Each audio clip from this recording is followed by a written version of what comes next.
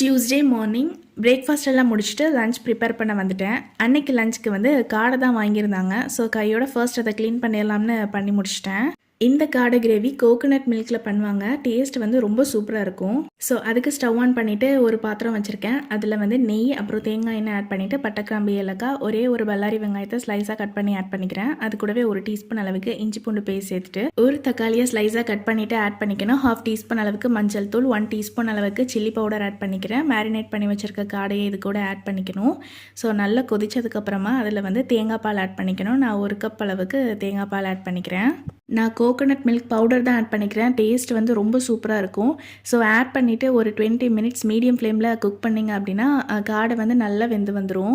ப்ரான்ஸ்லாம் வாங்கினோம் அப்படின்னா அன்றைக்கி மசாலா போட்டு நல்லா பரட்டிட்டு ஃப்ரிட்ஜில் ஸ்டோர் பண்ணி வச்சுப்போம். தேவைக்கேற்று யூஸ் பண்ணிக்கலாம். காடையும் நல்லா வெந்து வந்துருச்சு. கண்டிப்பாக இந்த மெத்தடில் ஒரு நாள் ட்ரை பண்ணி பாருங்கள். டேஸ்ட் வந்து நல்லாயிருக்கும்.